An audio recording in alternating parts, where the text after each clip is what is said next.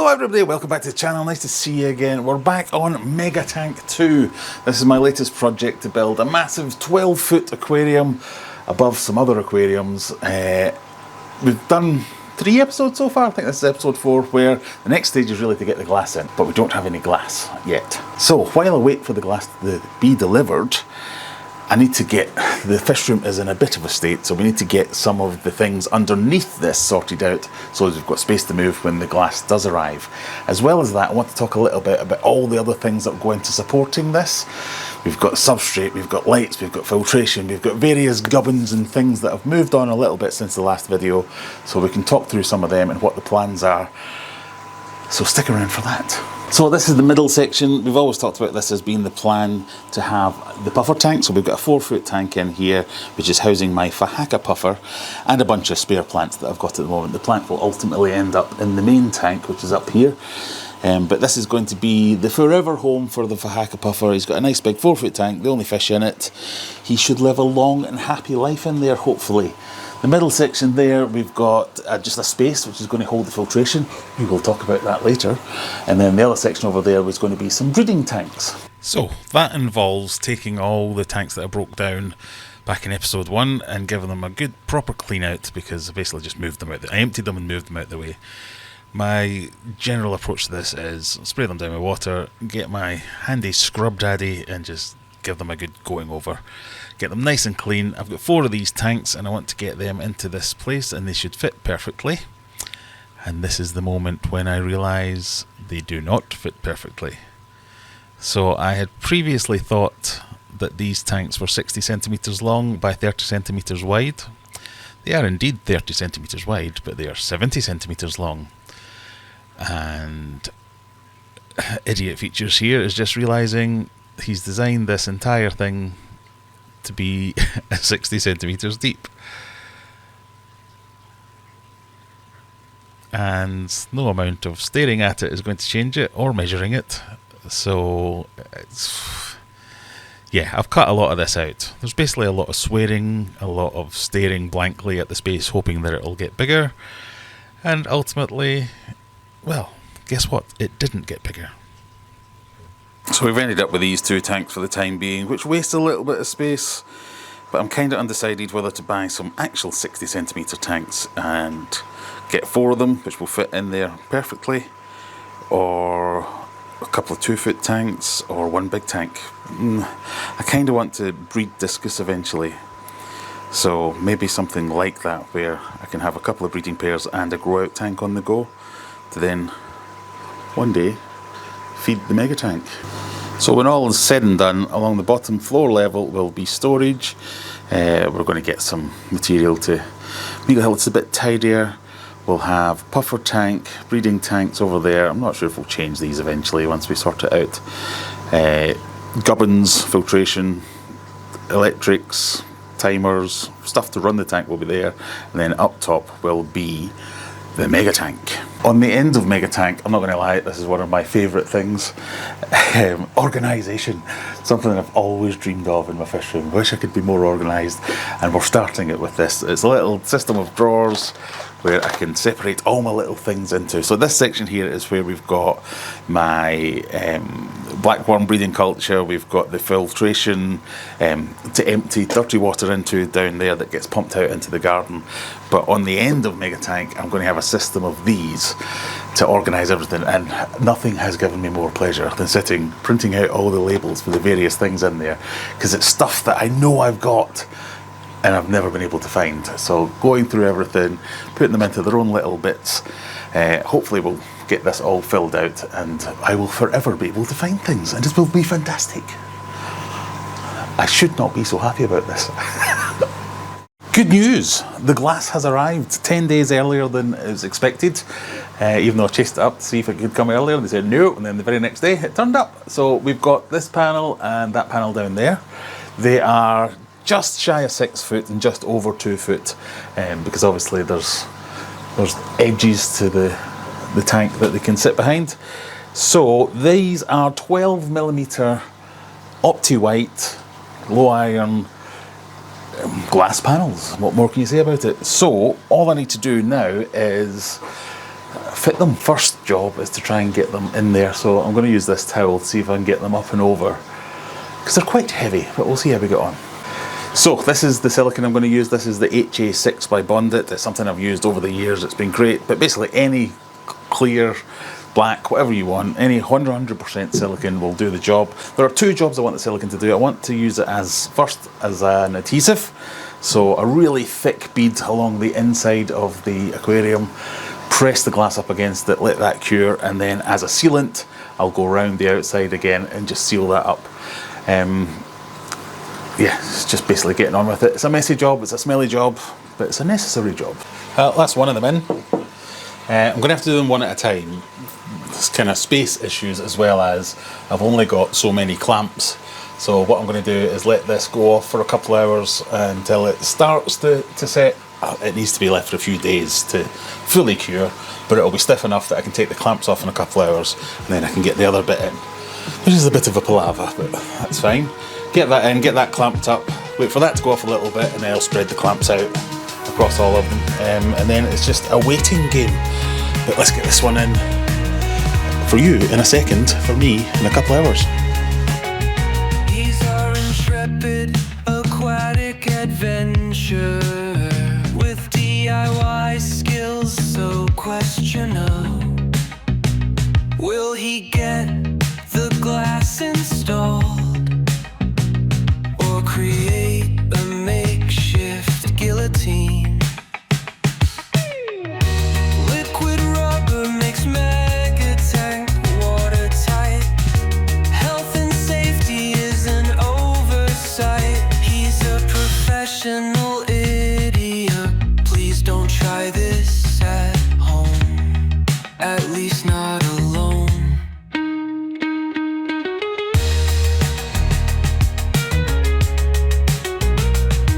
Okay, well, we're in. The glass has been in a couple of days now. The sealant has pretty much gone off. It tends to be kind of 24-48 hours, your sealant will start to cure enough for adhesion. I like to leave it a bit longer than that to make it sure it's fully cured, so I'm going to give this a little bit longer, but what I can do now is the inside seal that I talked about. That'll be fine, leave that for another few days, and then we'll be good to fill,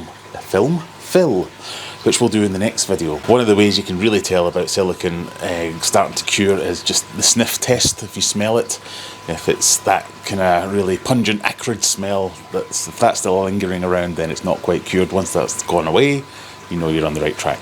But for finishing this one off, I want to talk a little bit about all the other ancillary stuff that we've got to make sure that this is a functioning fish tank. Because obviously all we've got now is a big box with a glass front. That does not an aquarium make, so we need some other things. Let's start with potentially one of the most important parts of any aquarium is the filtration. And we've talked about this in previous episodes. Considered sump, in the end we've gone for canister filters. So what I've got here is two canister filters, both Fluval filters. These are not provided to me by Fluval, as so many things are here, which I'm very thankful for. But I've gone out and bought this one. This is a Fluval FX6. And this is my own old Fluval FX5. Essentially the same thing. So this is the new version of that. They're almost identical in terms of capacity, flow rates, all that kind of stuff. The only difference is really aesthetics on the newer one, and a slightly more efficient pump, so it uses a little bit less energy, but gets the same sort of thing. But in terms of capacity and flow rate and all that good stuff, very similar, if not identical. So I got this one second hand off my good old favourite Facebook marketplace. It came with everything, so it came with all hoses, strainer baskets, all that kind of stuff, filter media completely. It also came with a UV pump, or UV steriliser should I say, which is down here. I've actually got this running at the moment because I want to get a jump start when I do fill up the tank. So it's connected to Megatank 1 at the moment, running quite happily.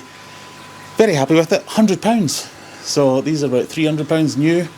To get this, all the pipe work, the UV steriliser, pretty chuffed with that. The only thing is it's missing is, I think these come with like dials on the top. They don't actually do anything, they're just like a reminder for when you last did your maintenance. So completely happy with that. FX5 is my old filter. I've filled it up and tested it, but I'm not running it at the moment. This was stored underneath Megatank for many moons, waiting to get going again. So I'd lost one of the hoses, I'd lost one of these quick release things, so I've had to buy some spares and repairs. I've had to buy some sponges, some O-rings, things like that to get it going again. But we're good to go. We've got some third-party hosing. I just know that we're going to need a lot more than the standard hosing provides, so this just gives me a few more options in terms of routing it once it's actually attached to the tank. So these are going to do the heavy lifting of the filtration. Just a quick note on this hosing. This is a fairly common hose that you get in most pond stores, things like that. If you are going to use this as a retrofit, make sure you get this type of clamp rather than the normal Jubilee clamps. It actually fits either side of the ribbed hosing. I think they're just called rib hose clamps. Because if you use the Jubilee ones, you'll pretty much, it might work for a while, but you're pretty much guaranteed it's going to puncture the hose and cause a failure, so you should be good to go. So if this is the main body of the tank, this is the section where those filters will sit. At the moment, they're taken up by some of the substrate, which brings me on to my next talking point. So, substrate, we're going to have 3 different types, 2 of which you can see here. I've gone for the Colombo Nutri-Base as kind of my planted substrate. That combined with this play sand, which we'll go into in a minute, as well as it's my own special blend. Let's have a look. So I have a lot of boxes like this. Whenever I break down an old tank, I use the substrate and I stick it in there. This is a mix of sand, planted substrate, soil, gravel, all kinds of things. So I've got quite the collection of boxes like this. So I'm going to use this to build up the bulk of the height, because as much as this is full of nutrients and goodness, I'm using this as the cheap free stuff effectively. So we'll use this, top it off or mix it in with some of the Nutri-Base, and then get the sand on top as a bit of a cap. And the sand I'm using is play sand. So this is something that I've used extensively in the fish room for many years. I'm on the hunt for stuff that I've found before where it's play sand, but it's been completely washed and cleaned. And I keep buying it from different locations thinking, oh, was this the stuff? And it never is. But once upon a time, many moons ago, I bought some play sand that I didn't need to rinse. It wasn't full of dust. So we'll do a bit of an experiment in a little while to see if this is the stuff. It got me quite excited because it's got all the British standard kite marks and things like that, as well as saying it's been washed. Several times on the instructions it said it's been washed. Now lots of play sands will say they've been cleaned, but washed has got me excited. I'm prepared to be extremely disappointed, but we'll see. We'll do a bit of a test in a minute and see whether or not that's going to be good. But it was so cheap that even if it does need to be rinsed, it'll be worth the effort for the amount to save me. I've got something like 200 kilos of this. I've got, obviously, each of these bags is meant to do like a 2-foot square. I've got 6 of them, so that's good enough with the other stuff that I've got as well. And what I'm going to plan to do in here, well, there's a reflection of me, hello, is effectively, plants will be focused towards the back half. So I want the front half to be swimming space, much like any other fish tank. I'm going to use rocks and wood to create areas of height and interest and things like that. So we'll be mostly using sand around the front with not much underneath it, while concentrating all the good nutritious stuff towards the back. I do want to use a word of caution in that this isn't an instructional video, this isn't me telling you how to do it. I am an experienced, give it a shot and see what happens. Now I can and have grown plants in the past. I'm not saying my method is applicable to everyone, but I have a method, and it's been based on lots of trial and error. If you ever look at my channel, you'll see I've had lots of opportunities to do how to get rid of cyanobacteria, how to get rid of algae, how to get rid of green algae, brown algae, this kind of filamentous algae. It's all because I've done things that haven't worked for me, and I've finally landed on something that kind of does work for me, so I'm going with that again. It's trial and error, it's not scientifically based. I know people will be going, oh, you can't use play sand as a cap for aquatic soil because it doesn't let the water run through. I know, but I can grow plants. For instance, here is my discus display tank with blooming plants, very large, very healthy, very luscious, is that the word I'm going for? And just sand. This is just play sand. So play sand a little bit of my special magic mix and a little bit of root tabs, it works. So while this will be an experiment to use NutriBase, first time I've used it, yeah, this is why, one of the reasons this channel exists is to try things that I haven't done before, so you get to see the epic failures and know not to do them yourself, and on the odd occasion, something that works. In terms of rocks for the aquascape, up there used to be a conservatory which I took down, which is now here. So we've saved some of the better stones that I can use for my scape in the big tank. These are all from a wall that we took down. I've used these stones before. I've used them in normal Megatank, I've used them in other scapes. I have videos on the channel where you can go through and test your stones to make sure that they don't leach anything. These ones I know are fine. There's two different types of stones. There's kind of ones that look a bit sandstony. They're very much not sandstony. But there's also these ones that, when wet, look a bit like Cereus stone. So I'll go through and pick some of them that I want to use just to create a bit of interest. Logs, I'm just going to use bogwood, reused bogwood that I've got already in some tanks. I'd love to go out and buy a few statement pieces, but I think I would use more accent pieces because funds are a little bit limited. But yeah, I've got quite the pickings to do for rocks. So that takes care of filtration through substrate, through decorations. Plants is going to be I sell plants on my website, so I will be getting high on my own supply.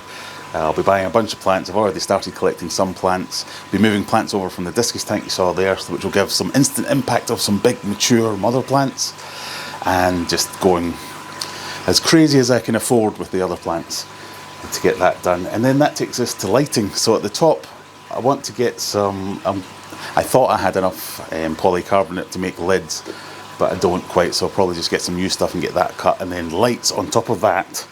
It's where I have been very lucky. And my friends at Fluval have sent me some of these. These are the Fluval Plant 4.0, the newest and best of the Fluval range for planted aquariums. And they've sent me 4 of these, so I've got these to get sorted out. They have been provided for free. Fluval has been a very welcome sponsor of the channel for a while now, and they've sent me lots of nice things. So I'm very happy to have these and try these out. There will be a full review and future videos. Just wanted to mention that's what I'll be using for lighting, which hopefully will give me the best chance and the best start to make everything do really well straight from the off. Anyway, let's go on and test this sand. So I've got myself a little tank filled up with some water. I've got myself a cup of sand, and the test will be, can I pour this in without it immediately clouding up too much? So yeah, let's go for it.